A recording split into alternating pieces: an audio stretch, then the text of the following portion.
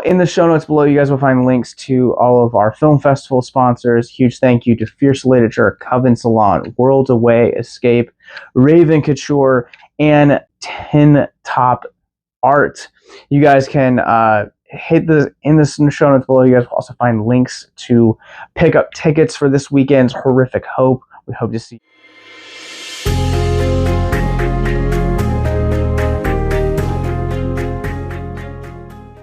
For Victims and Villains, my name is Josh, and today we are talking about The First Omen.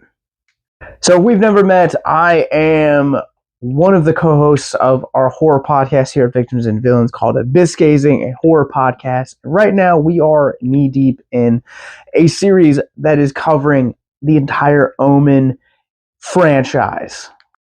You guys can check out the links in the description below to check them out on our homepage, or to stay tuned to the end of the video and watch them right here on YouTube. With that said, these are my initial spoiler-free thoughts. I won't dive too deep into this movie. You guys can catch our full spoiler-filled discussion when we cover this. The episode drops April 17th. So make sure that you guys hit that subscribe button below and come back and let's talk about The First Omen. Anyway, this is my takeaway from the film. So this is an origin story set 5 years prior to the events of the first film, in which we explore a orphanage run by nuns. Talk about that in a second, but essentially we understand this is the origin story of Damien's biological mother. It is a good time to be a nunsploitation fan. Like, I don't think that subgenre of horror gets a whole lot of love, and I love seeing the fact that you have movies like Immaculate and The First Nun kind of breathing new life into that. I, for one, as a nunsploitation fan, love these elements. I will say here in The First Omen, it is a lot more subtle. Think Dark Waters, if you've seen that, from '93. If you haven't, it's streaming right now. Screambox is a great movie, but it's not as heavy-handed as something like Immaculate. With that said, I really wish that Immaculate and First Omen would have kind of had some time apart in terms of release, because they are tackling, essentially they feel like they're voicing the same conversation and also are cut from the same cloth.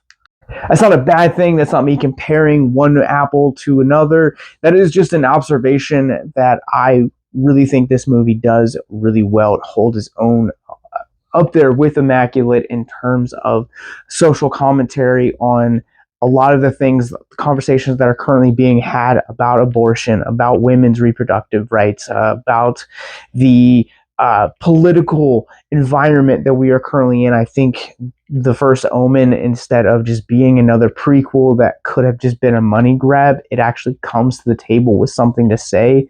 And while this is a period piece, this feels like a very timely film that we're given. And I really have to say that this is one hell of a debut from Arkasha Stevenson. Up to this point as a filmmaker, she has solely been making exclusively short films, and this is her directorial debut, and given the fact that this is a major studio release, is quite an impressive debut, to say the least. I'm not familiar with Stevenson as a director, but after watching this movie, I definitely want to dive into a lot of her filmography and kind of see how she is able to really develop her voice as a filmmaker, her filmmaking style, etc. I did that last year after watching Clock. I was very much impressed with Alexis Jacoff and just fell in love with her filmmaking style, wept at one of her films, and I think I'm going to do the same with Stevenson.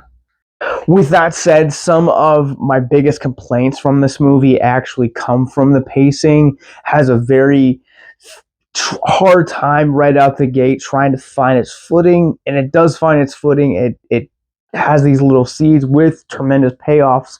There's no complaints really there, but this is one of those movies that feels like it could have ended at certain points, and instead of just having a satisfying ending, it just kind of keeps dragging on and has to literally explain everything to the audience.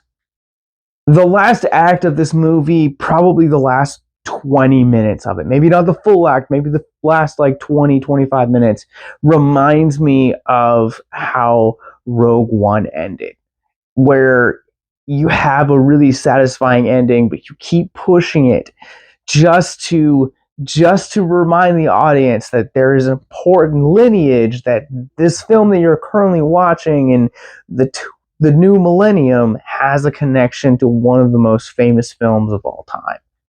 And I honestly don't necessarily have a problem with that. I just have a problem with how long this movie just feels like it goes on for after it has this really satisfying ending, or at least the makings of a satisfying ending, but the filmmakers just kind of seem like they had to keep pursuing.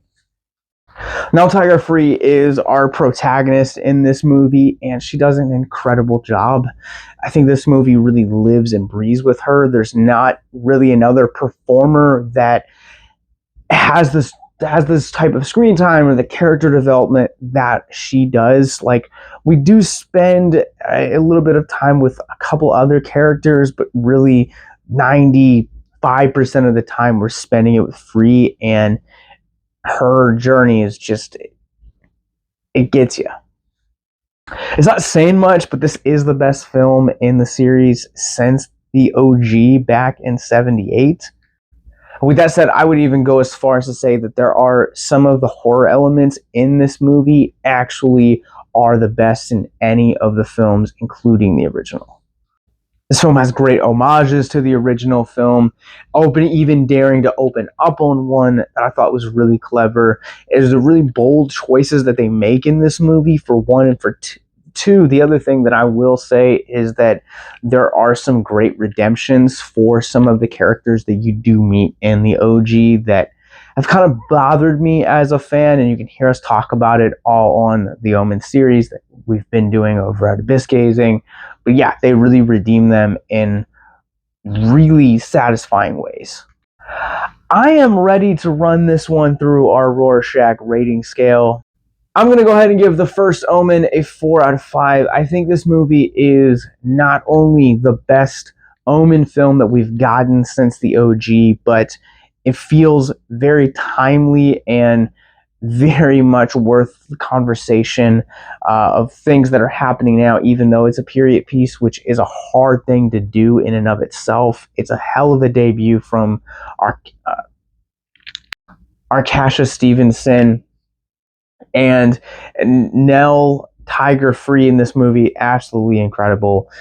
Please go see this movie. I would love to see more films that are tackling these issues and these subject matters, and that are just really showcasing bold performances from just truly talented filmmakers. If you guys have seen The First Omen, what did you guys think about it? Comment below, let me know. Stick around to the end of the video for more Omen themes stuff. Now, this is typically the part of the show where I would dive into the mental health aspect. We're going to dive into that a lot more in the podcast in a couple of weeks. But I just want to leave you with this, because there is a portion of Nell Tiger arc where she really has to learn to love herself and be comfortable in her own skin, and that's that's kind of like the spoiler-free thing that I just want to leave you with, is just find a way to be comfortable in your own skin and find practices that help you to love yourself.